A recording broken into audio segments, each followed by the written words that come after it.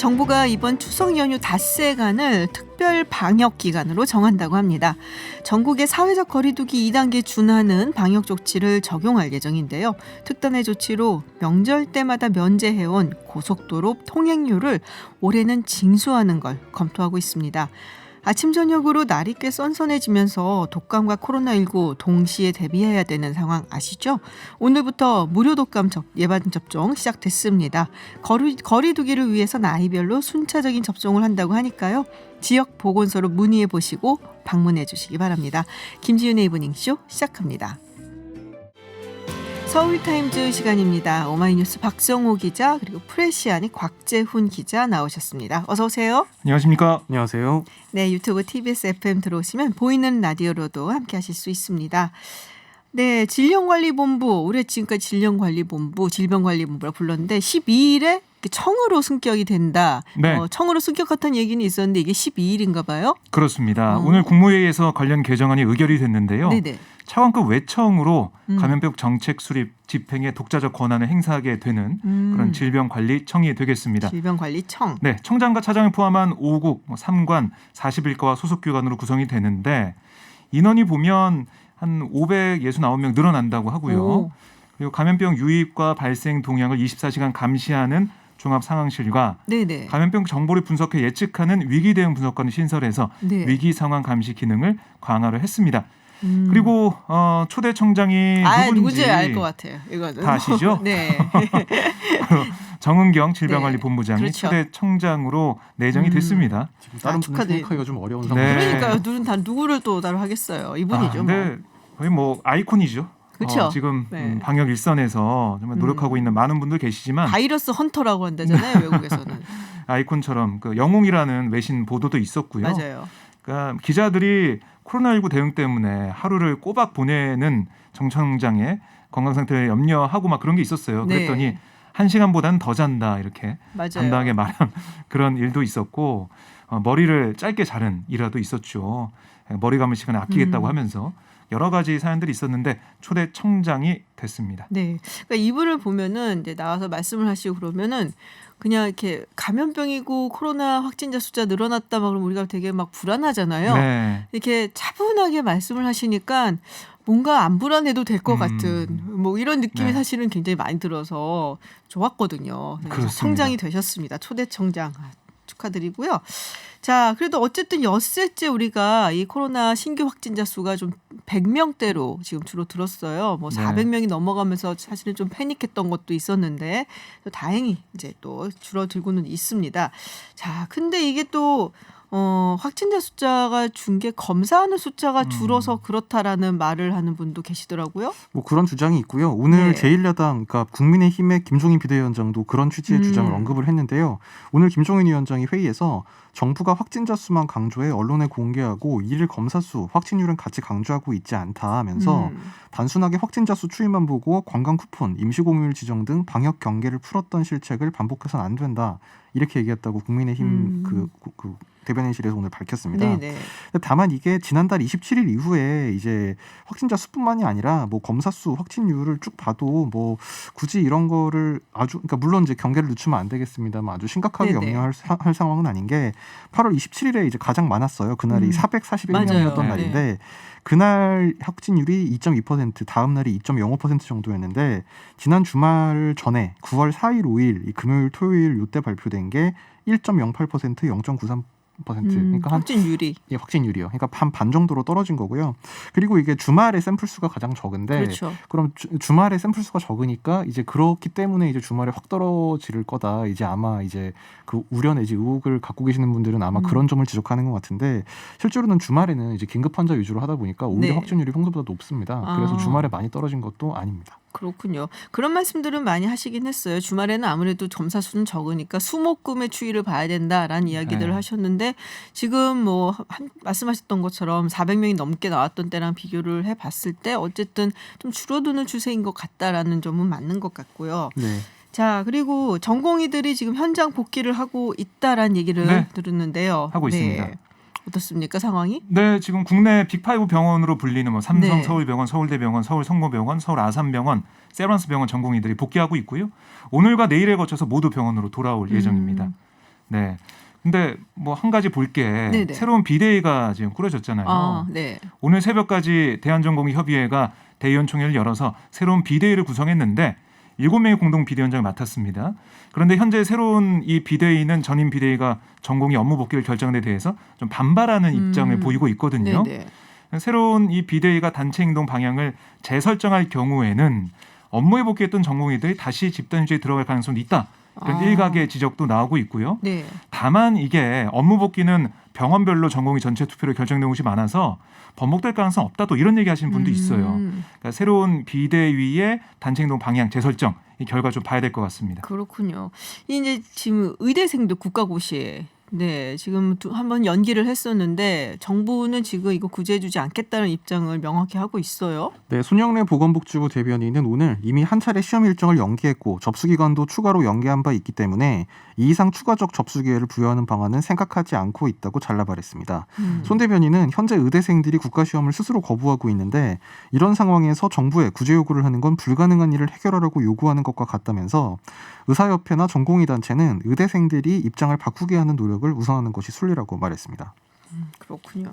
이게 또 내관이 되지 않을까라는 걱정이 살짝 들기는 하는데 아무쪼록 뭐 잘 풀렸으면 좋겠고요. 자, 추미애 법무부 장관 아들 의혹 지금 계속적으로 나오고 있습니다. 오늘도 국민의힘에서 여러 가지로 파상 공세가 이어졌는데요. 어떻습니까? 네, 오늘 뭐 최영두, 김은혜, 배진영 대변인 그리고 국민의힘을 넘어서 국민의당 이태규 의원까지 뭐 라디오 인터뷰 등 여론전에 나섰고 뭐 네네. 신원식 원실에서는 이제 계속 이제 자료를 언론사에 줘서 이제 단독 기사를 쓰게 하는 이제 그런 방법으로 네네. 모신문은 오늘 1면부터 3면까지 쭉 이 추미애 오. 관련 장관 관련 보도를 채우기도 했던데요.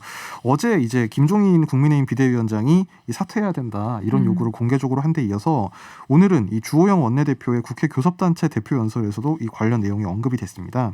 이 주 원내대표는 중립성이 엄격히 요구되는 법무장관의 여당 당적을 가진 전 대표를 임명한 것부터가 대단히 잘못됐다 이렇게 비판을 하면서 추 장관 아들 사건은 간단한 사건인데 왜 동부지검이 8개월째 결론을 내지 못하고 있느냐 이렇게 꼬집고 추 장관은 자신의 말을 입증하기 위해서라도 특임검사나 특별검사 수사를 자청해야 한다. 못하겠다면 사임하는 게 맞지 않겠느냐 이렇게 지적을 했습니다.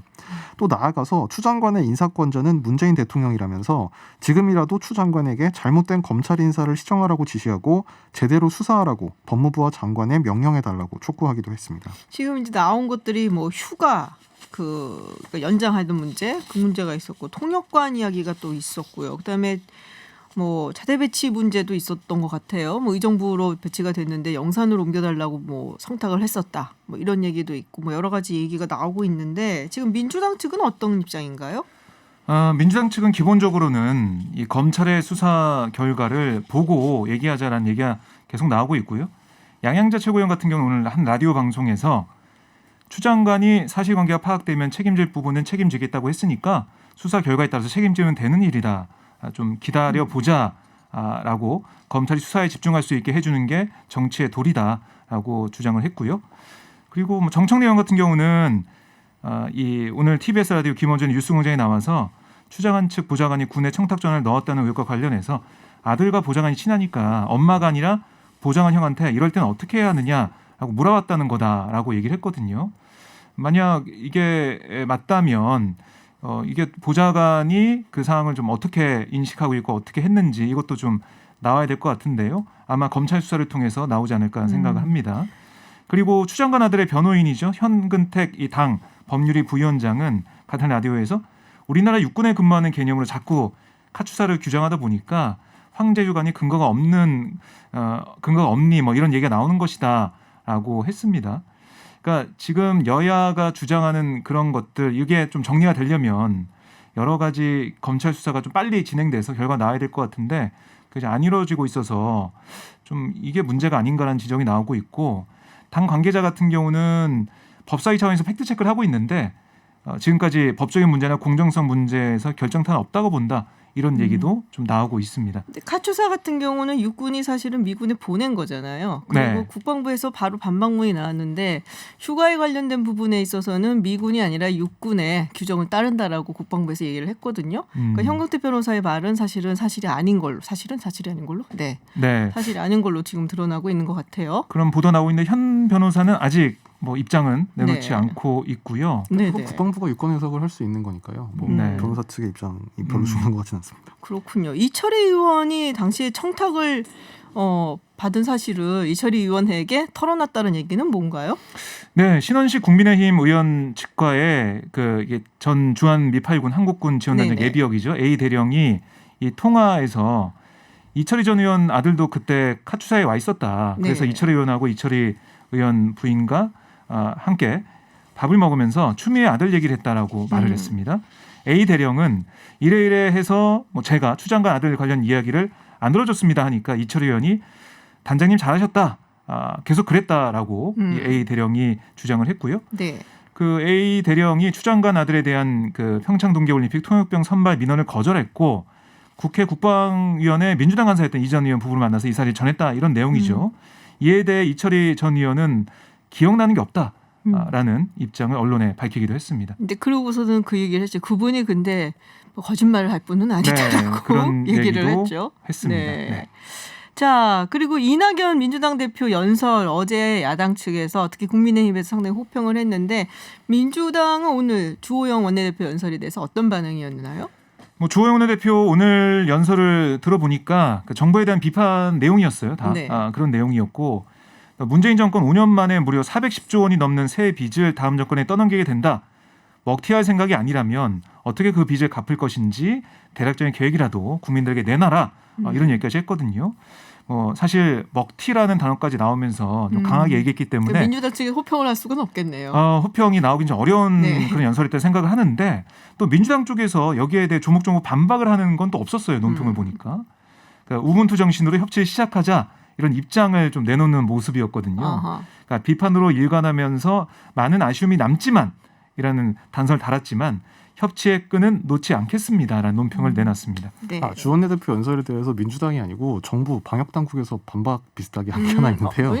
오늘 주 원내대표가 그 회견 때 네. 그 연설 때 이제 질본이 식약처에 그 긴급 사용 신청을 승인하지 않아서 우리가 지금 그 자가 진단 키트 사용을 못 하고 있다 그러면서 그 내용이 있었어요. 네. 이거를 이제 병행 사용하게 하는 게 예방에 도움이 되니까 이제 정부에서 이걸 좀 검토해 달라 이런 취지의 제안을 했는데요. 여기에 대해서 오늘 오후 질병관리본부 권준욱 부본부장 정례 브리핑에서 이 진단 키트를 PCR 방식으로 대체하는 건 과학적으로 근거가 있는 사항이 아니다. 이렇게 좀 부인을 하면서 코로나19 상황을 보면 검사 자체가 매우 정확해야 하기 때문에 지금 민감도가 90%가 넘더라도 10%나 되는 환자를 놓치게 된다. 근데 자가 진단 키트는 정확성이 높지 않기 때문에 좀 위험성이 있을 수 있다는 취지로 이제 그 부분 그 제안에 대해선 좀 거절하는 취지의 입장을 밝혔습니다. 그렇군요. 네, 그리고 오늘 주호영 대표 연설 가운데 한 여당 의원이 그러니까 윤영찬 민주당 의원이 이 자신의 휴대폰 메신저를 통해서 주호영 대표 연설이 그 포털 사이트 다음 메인에 바로 이제 반영이 되자 전문이 반영되자 카카오 너무하군요. 들어오라 하세요라고 메시지를 적는 그 사진이 촬영이 됐습니다. 네, 국회 취재진에 촬영돼서 보도가 됐는데요. 네. 국민의힘 측은 포털 재갈 물리기다. 포털 외압의 실체를 밝히라 이런 논평을 내고 있습니다. 윤현찬 의원이면은 국민소통 네, 있었고, 청와대에 있었던. 네, 그 전에도 포털 출신이시죠. 포털 네. 출신이시죠. 그래서 이 사진이 지금 보도가 되면서 좀 파문이 좀 일고 있는 상황입니다. 그렇군요. 자, 그리고 지금 그 국민의힘 예전에 이제 자유한국당 그리고 미래통합당 의원이었던 분들 너무 이제 자주 바뀌죠. 무소속으로 네. 지금 계시는 분들. 네, 이분들에 대한 이제 복당 이야기가 좀 나오는 것이 아닌가 싶은데요. 김태호 의원이 당사자가 되실 이제 본인들, 그러니까 뭐 김태우 의원이나 홍준표 의원이 SNS에 좀 말하자면 복당을 하고 싶다는 취지를 간접적으로 네네. 드러내는 글을 쓰고는 있는데 사실 이거는 뭐 원내 사안도 아니고 당적 관련은 원래 최고위 대표의 권한이거든요. 그러니까 지금은 김종인 비대위원장이 그렇죠. 대표 역할을 하고 있는데 김종인 위원장은 사실 여기에 대해서 입장이 굉장히 단호하고 바뀐 적이 없습니다. 지난 3일에 이 100일 기념 기자회견에서 지금은 정강정책 당명의 변화를 가져오고 지속적 변화를 추진하는 과정이다. 당의 완전히 안정적 기반을 구축하게 되면 그 다음에 가서 복당 문제를 내놓는 게 늦지 않다.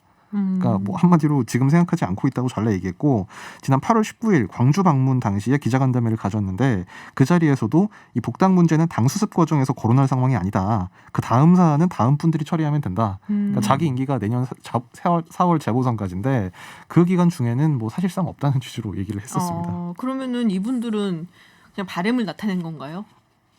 네, 그런 것 같습니다. 아, 그렇군요. 계속 이렇게 얘기가 나오다 보면 복당이 다시 수면 위로 올라오지 않을까 이런 생각하는 것 같아요. 그렇군요. 네. 자, 그리고 김종인 위원장이 개천절에 집회를 하겠다는 보수단체를 통해서 대국민 메시지를 낼 거다라는 보도도 있던데. 이게 참 답답한 게 지금 네. 저희가 지금 코로나 때문에 국회를 가지를 못하니까 아. 김종인 위원장이 나오는 걸 기다렸다가 이제 물어봐야 되는데 접촉 기회가 좀 없습니다. 이게 사실 그래서 이게 지난 6일에 한 네. 언론사 전화 인터뷰에서 이런 얘기를 했는데 9월 중순쯤 코로나 사태를 봐가면서 그때 가서 얘기하겠다. 또 필요하면 단호한 메시지를 내겠다. 지금 현재로선 요런 상태, 요 정도까지 얘기가 나온 상태라서 한 이달 중순 정도까지는 좀 기다려봐야. 개천절은 10월 3일이니까 중순까지 좀 기다려봐야 될 것 같고요. 지난달 26일에 이제 기자들과 만난 자리에서 뭐 비슷한 질문이 나오니까 뭐 이 집회 관련해서는 그런 사람들을 상대할 필요가 없다. 무시해버리면 된다. 뭐 이렇게 얘기한 적은 있었습니다. 그렇군요.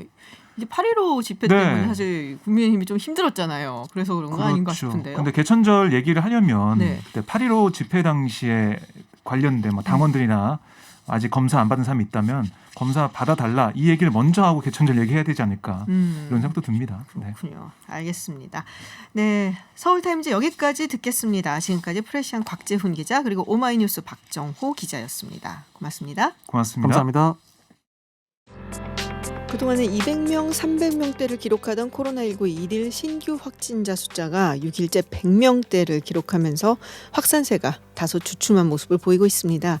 이런 가운데 방역당국은 코로나19와 독감을 동시에 진단할 수 있는 키트 중 일부가 식약처 허가 절차를 밟고 있다고 밝혔는데요.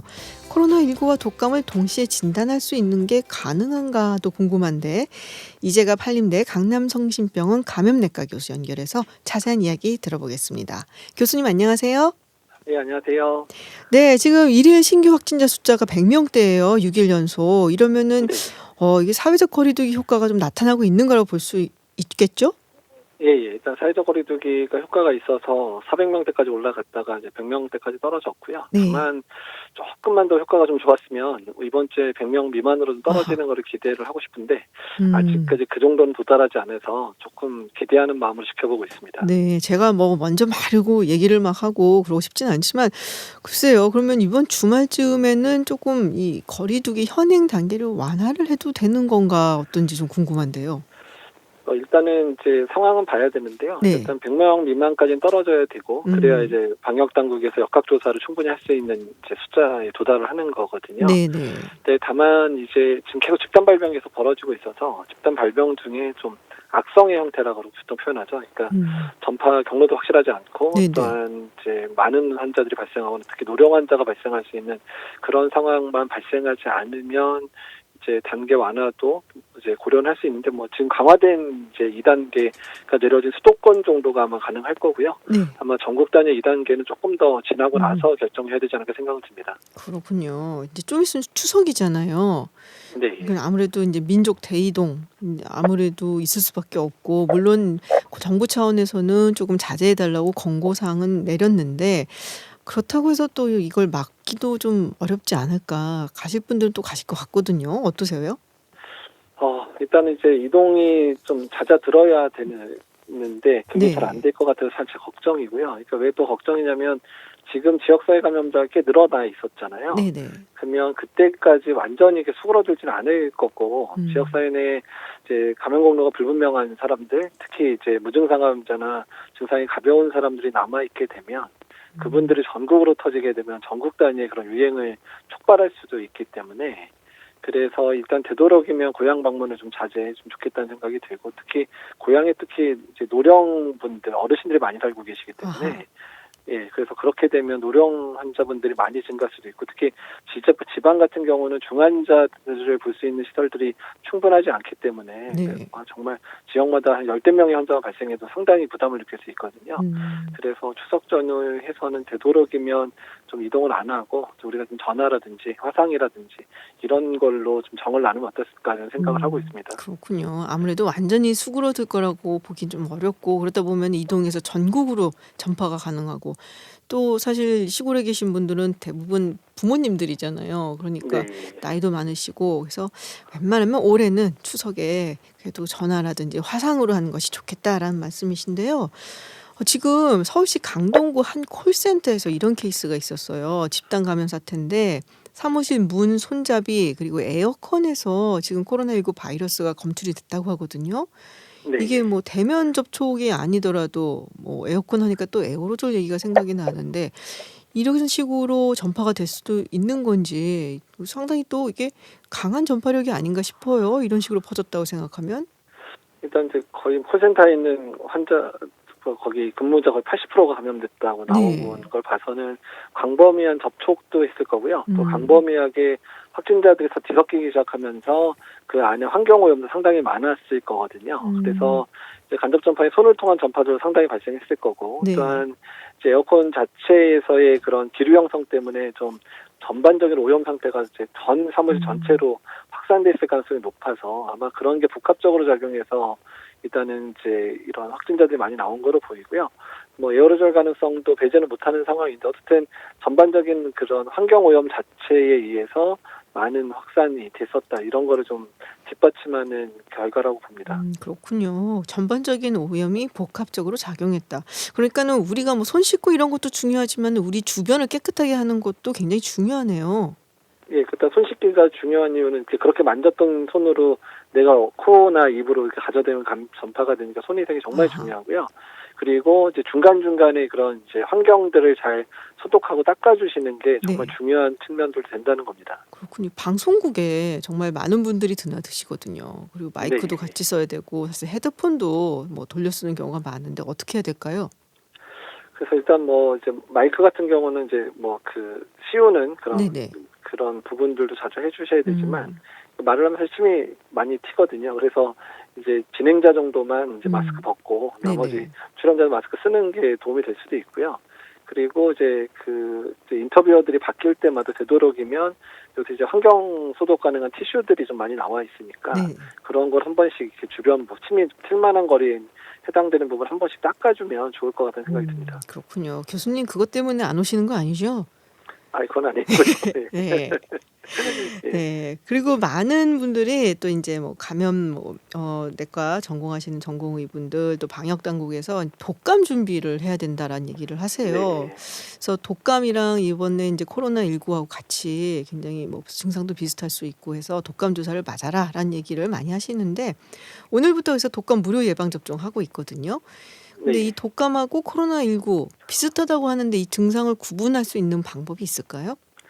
일단은 이제 의사들조차도 이제 코로나19 환자가 열이 나기 시작하면 네. 이제 독감 환자하고 전혀 구분을 할 수가 없습니다. 아. 그래서 독감 유행 시기에는 열 나고 호흡기 증상이 있는 분들은 독감일지 코로나일지 의사들도 많이 고민을 하게 되거든요. 네네. 이제 그런 문제 때문에 이제 독감 유행 시기에 코로나19가 유행하지 않도록 아주 열심히 환자를 차단도 해야 되고 독감 환자 숫자도 확 줄여야지 되니까 백신도 열심히 맞도록 하게 하는 거거든요. 네. 또한 이거를 구분하기 위해서 어떻게 진료를 할 건가 진료 체계를 만드는 것도 지금 상당히 중요해서 질병관리본부랑 감염병 전문가들이 이제 워킹 그룹을 만들어서 어떤 식의 그 진료 그런 플로우를 만들어야 제대로 이제 단계를 만들어야 사람들을 혼동 없이 진단을 하고 또 의료기관도 보호할 건가 이런 이제 고민을 하고 있는 상황입니다. 그렇군요. 그럼 일반 환자가 내가 뭔가 좀 몸이 안 좋은데 열이 나는데 했을 때 이게 독감인지 코로나인지 구분할 수 있는 법은 없나요? 예, 일단은 지금 의사들도 헷갈리기 때문에 이제 그 환자분들이 구분하기 쉽지 않고요. 또한 이게 호흡기 바이러스들이 가끔 같이 걸리기도 하거든요. 같이. 예, 두 개가 같이 걸리면 많지는 않지만 그런 분들도 생기기 때문에 이제 증상만 가지고는 전혀 구분이 못하고 그렇기 때문에 이제 의료진한테 도움을 청해야 되는데 의료진들도 그거를 구분해서 진료를 해야지 안 그렇다가는 이제 독감인 줄 알았는데 만약에 네네. 이후에 코로나로 진단되고 이래버리면 검사 채취를 보고나 이런 거 없이 했다가는 이제 2주씩 격리당하는 이런 상황들이 벌어질 수 있거든요. 그렇군요. 예, 그래서 이제 그런 부분들을 안전하게 환자를 진료할 수도 있게 해야 되고 또 그런 부분들을 잘 이제 감별할 수 있는 그런 진료 체계를 만드는 게 지금 상당히 좀 고민스럽게 진행되고 있습니다. 이게 만약 같이 걸리면 독감하고 코로나19하고 그러면 어떻게 되는 거예요? 증상이 훨씬 심해지나요? 그러니까 지금까지 많은 케이스나 좀 몇몇 케이스는 있었는데 네. 뭐 증상이 막 심하게 더 오거나 이런 거는 아니라고 나와 있기는 합니다. 네. 그래서 일단 이제 인플루엔자는 치료제가 있으니까 인플루엔자 치료 먼저 하면서 코로나19 악화되지 않게 치료하는 방식으로 현재 치료를 하고 있다고 얘기는 들었는데 네. 일단은 많지는 않다고 다행히 그렇게 얘기 듣고 있습니다. 그렇군요. 근데 이 코로나19 그 진단 키트 있잖아요. 그때 이제 검사하는 네. 모습들 보고 또 얘기를 들어보면은 이게 독감 그 진단할 때랑 좀 비슷하더라고요. 이게 그 긴 약간 면봉 같은 거를 코를 이렇게 네. 쑥 넣는데 그 굉장히 아픈데 사실은. 예. 근데 그중 이제 일부가 식약처에서 그러니까 함께 할 수 있게, 그러니까 그 진단을 함께 할 수 있게끔 지금 그 식약처 허가 절차를 밟고 있다라고 들었거든요. 그러면은 코로나19 독감 함께 동시에 진단해서 이건 코로나, 이건 독감 이렇게 볼 수가 있는 건가요? 어떻게 되는 건가요? 예, 그거는 이제 가능하고요. 네. 그러니까 검체 채취 방법은 모든 호흡기 바이러스가 동일하거든요. 네네. 그래서 코 안쪽에 집어넣어서 하기 때문에 검체 채취는 같은 방법으로 아. 하는데 이게 이제 따로따로 검사를 하면 시간도 좀 오래 걸리고 그러다 보니까 이걸 한 번에 할 수 있게 키트를 개발을 하면 동시에 이제 진단이 같이 되는 방법이 있고요. 이미 이제 코로나19 나오기 전에도 뭐 인플루엔자부터 시작해서 다른 호흡기 바이러스 한 10몇 가지를 동시에 진단하는 키트들이 이미 나와 있었고요. 네. 거기에 이제 코로나를 이제 합치는 방법으로 개발되는 키트도 있고, 아니면 인플루엔자하고 코로나만 이제 보는 키트를 개발을 하는데 아주 어려운 기술은 아닙니다. 어쨌든 이제 그게 나오게 되면 일단 호흡기 증상을 온 분이 그 검사를 하게 되면 이제 보통 하루 내죠. 한 6시간에서 하루 내에 독감인지 아니면 이제 코로나인지를 확인을 해줄 수 있다는 거죠. 그렇군요. 2번 안 해도 된다니까 너무 좋네요. 그 사람들 예, 저 그거 너무 싫어해요. 너무 아파. 네. 직접 받아보셨군요. 네. 아니 코로나 말고 독감 때. 그래서 독감 때. 네네. 예. 근데 이 방역 당국이 또 이 코로나 항체 치료제를 대량으로 생산하겠다라고 밝혔는데요. 이 항체 치료제가 뭔가요? 이제 항체 치료제는 예전에 혈장 치료제라고 얘기 들으신 게 있을 텐데 네네. 그거는 확진 환자가 회복기에 있는 자기의 피를 공여해서 그걸 농축해서 만든 게 혈장 치료제라고 얘기를 하고요. 일단은 이제 그거보다 한 단계 더 이제 발전시켜서 거기에 이제 잘 듣는 항체들을 연구를 통해서 확인을 해놨잖아요. 네네. 그거를 뭐 다른 세포에서 증식시키든 뭐 식물에서 증식시키든 간에 이거를 대량 생산하는 기술을 만들어서 이제 만든 게 항체 치료제거든요. 그래서 혈장 치료제는 이제 공여자가 없으면 뭐 만들 수 없는 그런 단점이 있지만 네. 이제 항체 치료제는 대규모의 생산이 가능하니까 효과만 증명된다면 이제 치료제로 본격적으로 사용할 수 있는 그런 장점이 있긴 있습니다. 이게 이달 중에 생산한다고 얘기를 했는데 그러면은 곧바로 일반인한테 투여 가능한 건가요? 그런 거는 아니고요. 그러니까 네. 일단 지금 생산하는 이유는 두 가지일 텐데요. 네. 이제 1단계 연구가 이제 마무리돼가고, 그러니까 건강한 사람에서 안전한지는 증명이 끝났고, 이제 환자 대상의 1단계 연구를 이제 하고 있고요. 아하. 그게 성공하면 2단계, 3단계 연구를 하려면 대규모 인원을 해야 되니까 대량 생산을 해놔야 되는 측면들이 있고, 그다음에 이제 이런 치료제는 긴급 승인이라 그래서 한 2단계 연구까지만 하더라도 일부 중증 환자에서는 사용할 수 있는 방법을 마련하기도 합니다. 렘데시비르가 그런 방식으로 허가가 된 거였거든요. 아하. 그래서 이제 그런 부분 때문에 조금 더 많이 생산하겠다 이렇게 얘기가 나오는 것 같고요. 아마 2단계 연구 끝나는 12월쯤에 아마 이제 긴급 승인을 받으려고 회사에서 신청을 할 거고요. 네. 최종 연구는 내년 5월 넘어야 아마 끝날 겁니다. 일반적인 그런 코로나 환자에서 그냥 이제 정부 승인 없이 사용이 가능한 거는 내년 5월 이후 정도로 생각하시면 될 것 같습니다. 그렇군요. 이게 이제 우리가 그 인플루엔자 예방 접종 하잖아요. 그래서 매년 네. 새로운 종류가 나온다 그러고 하는데, 네. 그러면은 뭐 앞으로도 새로운 게 계속 나와서 이제 백신이 나온다고 해도 사실 좀 힘든 게 아닌가라는 얘기는 정말 많이 들었거든요. 네. 그래서 인플루엔자도 매년 조성이 조금씩 바뀌어서 네네. 나오고 있거든요. 근데 이제 코로나19도 마찬가지로 요새 뭐 유전자 변이 얘기 나오니까 네네. 그리고 이런 호흡기 바이러스들의 백신들이 이렇게 아주 오래 가지 않습니다. 길어야 1년에서 2년 정도밖에 효과가 안 가거든요. 그러니까 이제 그런 이유, 유전적 변이도 있지만 네네. 효과도 오래 안 가니까 이제 매년 맞는 이제 그런 백신이 될 가능성이 높다. 코로나도 인플루엔자처럼. 그렇군요. 예. 네. 그러니까 이게 뭐 변종도 변종이지만은 우리가 독감 예방 주사 매년 맞듯이 이것도 백신이 나와도 아마 매년 맞아야 되는 것이 될 가능성이 높다라는 말씀이시군요. 예, 그렇습니다. 네, 예. 알겠습니다. 네, 오늘 뭐 지금 독감 예방 접종이 이제 시작이 돼서 이것저것 또 치료제까지 한번 저희가 교수님 모시고 이야기 들어봤습니다. 네, 교수님 오늘 말씀 고맙습니다. 예, 감사합니다. 네, 지금까지 이재갑 한림대 강남성심병원 감염내과 교수와 이야기 나눴습니다. 자투리 뉴스까지 전달해드리는 뉴스 더 있습니다. 시간 박철민 씨와 함께합니다. 어서 오세요. 안녕하세요. 박철민입니다. 네, 유튜브 TBS FM 들어오시면 보이는 라디오로도 함께하실 수 있습니다. 첫 번째 소식 전해주시죠. 네. 천만 시민 멈출까입니다. 아, 천만 그리고 시민, 그러니까 서울 시민 얘기하시는 맞습니다. 거군요. 예, 서울시가 오늘 오후 2시부터 한강공원 출입을 24시간 통제하기로 했습니다. 네네. 출입을 아예 못하는 건 아니고요. 어느 지역을 통제하겠다라는 네네. 건데 더 이상의 코로나19 지역 감염 확산이 없도록 하기 위해서입니다. 그때 한번 얘기하셨잖아요. 밤에 이렇게 가면은 네. 거기서 이렇게 이제 밤바람도 즐기면서 치맥을 즐기시는 분들이 그렇게 많다고. 네. 아마 그것 때문에 그런 것 같아요. 그렇습니다. 9시까지 식당이 영업을 네. 중단을 하고 그리고 그 이후에 편의점 갔다가 이것도 막히니까 한강공원 아하. 갔었다. 이런 얘기 제가 네네, 들었었는데 그래서 서울시가 이런 부분을 좀 통제하기 위해서 천만 시민 멈춤 주간 동안에 한강공원에서도 모임을 잠시 멈추자는 취지로 이런 정책을 발표한 겁니다. 네. 공원별로 통제 구간이 있는데요.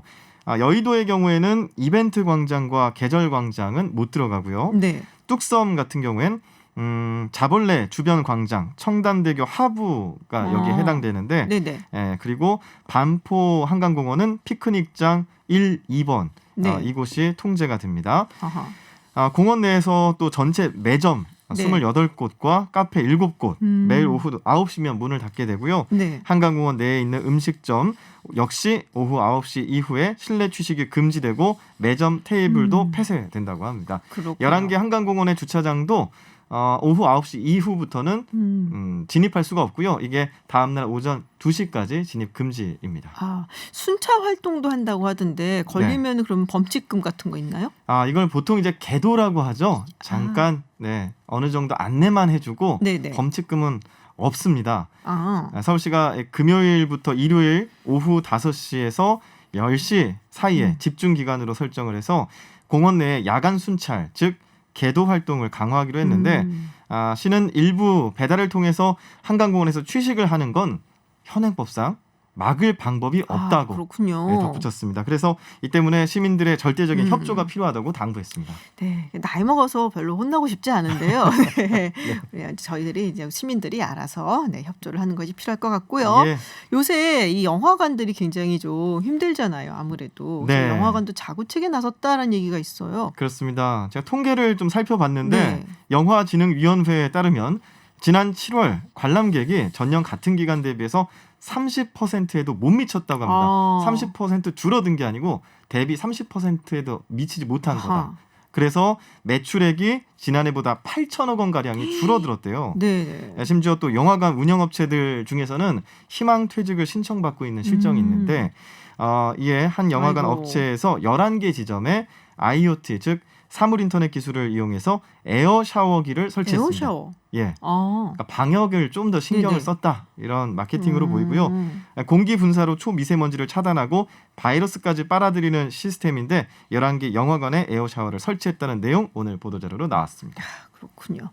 자, 그리고 제가 이재갑 교수님하고 인터뷰를 방금 하면서 여쭤봤던 내용이기는 한데 이 강동구 콜센터에서 집단 감염이 있었잖아요. 네. 근데 이게 문손잡이 그리고 에어컨을 통해서도 감염이 된 것 같다는 얘기가 나온단 말이에요. 그렇습니다. 네. 이게 바이러스 검출된 부분 때문인데 건물의 8층 사무실 문손잡이와 에어컨에서 바이러스 검출됐다라는 게 서울시 검사 결과고요. 서울시 방역통제관은 문손잡이 등에서 감염이 전파될 수 있다며 공용이 쓰는 곳은 표면 소독을 자주 해주고 마스크 착용뿐만 아니라 손 씻기도 철저히 해주길 바란다라고 당부했습니다. 그리고 이런 그 폐쇄된 사무실이나 학교 시설에는 냉방 중에 2시간마다 한 번씩은 창문을 열어서 환기를 해주자라고 강조했습니다. 그렇군요. 교수님 말씀하신 것처럼 뭐 손도 씻지만은 주변도 청결해야 된다라는 이야기인데 지금 이 콜센터 관련 확진자 수가 22명으로 지금 밝혀졌는데요. 그렇습니다. 22명이 이제 됐고요. 현재 접촉자를 포함해서 223명이 검사를 받았는데 기존 확진자를 제외하고 105명이 음성으로 판정됐고 나머지 결과를 기다리고 있죠. 절반 정도죠. 그래서 이런 상황이고 또 다행히도 근무자의 가족인 확진자 1명이 강동구 소재의 어린이집에 근무하고 있었는데 접촉자를 포함해서 41명을 검사한 결과 모두 음성 판정이 나왔습니다. 다행입니다. 예. 네, 세 번째 소식 전해주시죠. 이게 목사님의 사과 현수막이에요? 예. 네. 그러니까 어떤 목사는 사과는커녕 정부에다가 사과하라고 소리 지르고 여기는 좀 반대입니다. 100년 역사를 가진 충북 청주의 청주 제일교회에서 현수막을 내걸었는데요. 지난 3일부터 교회 외벽에 대형 현수막을 내걸었는데 여기를 보니까 현수막에 코로나19 확산 교회가 진심으로 죄송합니다라는 문구가 새겨져 있고요. 세상과 지역사회의 아픔을 외면하지 않는 좋은 이웃이 되겠습니다라는 내용이 담겨져 있습니다. 그렇군요. 어떤 교회에서는 대면 예배를 강행하고 있는데 이런 현수막이 나오면은 조금 화제가 되겠어요. 그렇습니다. 지난달 수도권 교회 등에서 집단 감염이 발생해서 여론이 안 좋죠. 네. 또 방역 지침에 부정적인 태도를 보였던 일부 교회들도 있는데 이와 대조적인 모습이기 때문에 온라인에서 응원의 목소리가 이어지고 있습니다. 이 교회는 지난 3월부터 모든 예배를 온라인으로 진행했는데요. 교회 관계자는 현수막 게시가 특별하거나 큰일은 아니다라면서 네. 우리 교회가 사회를 향해 죄송한 마음을 갖는 게 마땅하다라고 덧붙였습니다. 네티즌 반응 같은 것도 있을 것 같아요. 네, 댓글을 소개해드리면요. 기독교인으로서 머리 숙여 사과드립니다. 나는 좋은 이웃이었나 많은 생각을 하며 반성했습니다. 앞으로 노력하겠습니다. 라는 댓글이 있었고요. 종교는 자유입니다. 다만 남에게 피해를 준다면 그때부터는 사이비입니다. 이것도 있었고요. 청주제일교회 달라도 너무 다르네요. 역사적으로 훌륭한 일을 한 교회답게 모범이 되어주세요. 그 이름 기억하겠습니다.